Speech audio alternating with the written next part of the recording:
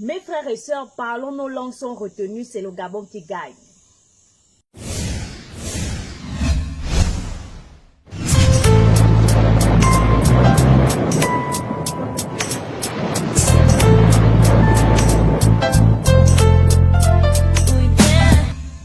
Bonsoir à vous, j'espère que vous vous portez bien et que votre journée a été.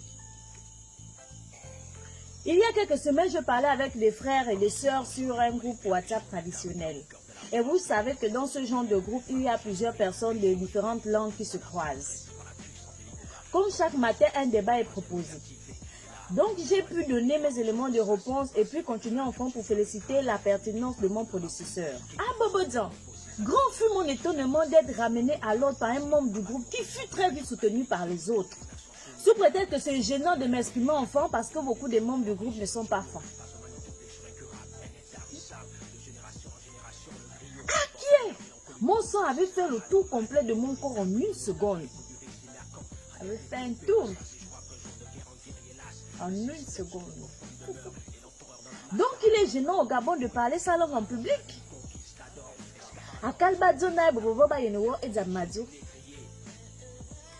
Les Chinois, les Maliens, les Nigériens, les Haoussa, les Sénégalais parlent leur langue partout sans jamais être inquiétés dans les administrations. Si un Gabonais ose seulement parler sa langue avec un autre, les soupçons s'installent. L'aliénation est profonde et on affiche ce sentiment sans vraiment s'en rendre compte. C'est volontairement que je suis allée tisser ma parallèle dans les administrations parce que c'est de là-bas qu'est née cette gêne lorsque le Gabonais parle sa langue maternelle.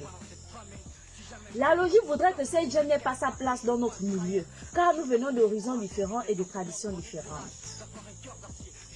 Nous cohabitons depuis Kalakala, donc depuis nous pouvons comprendre plus ou moins ce que l'un ou l'autre veut dire en sa langue. Nous aurons autant soit peu une idée générale, même si quelques mots peuvent nous échapper. Comment ne rien comprendre de ce qu'un pour nous peut raconter en sa langue, parce qu'on est fort, c'est carrément pas soutenable. Monongwan Yemingo, précisément de Lambaréné, même si je parle quelques mots du Grand Nord. Là-bas, si un pour nous, un Mienais, un Gallois ou un Akélé parle sa langue, l'enfant peut comprendre et répondre dans sa langue. Et se fera aussi entendre des autres. Il est vrai que cette symbiose se perd petit à petit parce que se faisant part belle à la langue française.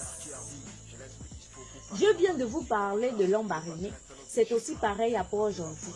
Et c'est cette façon de vivre qui devrait prévaloir. Malheureusement, nos langues sont dans le train à destination du pays des langues mortes, si on ne fait rien pour les préserver. Les utiliser d'abord chez nous à la maison, à l'école enseigner certaines de nos langues et dans les administrations les parler. Pensez à créer des chaînes de télévision et de radio qui ne parleraient que nos langues. Cela va de soi. Nous n'avons pas besoin de réinventer la roue. D'autres zones de notre continent sont bien avancées sur le sujet. Prenons exemple et adoptons-les à notre réalité à nous. Nous avons l'obligation légitime de promouvoir les langues de notre pays si nous voulons échapper à l'avenir colonial qui a été pensé, organisé et prévu pour nous. Le retour aux sources et aux fondamentaux passe par l'effort mental et intellectuel de se renouer avec nos langues qui sont les socles de notre identité culturelle, aka. Comment comprendre que dans un groupe WhatsApp où on est censé revaloriser la culture et la tradition de notre pays, on ne puisse pas parler notre langue maternelle? Bintele Veva. Alors, je vous souhaite une bonne soirée.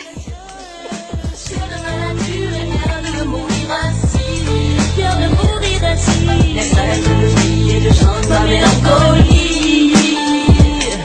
Mélodie en cette vague,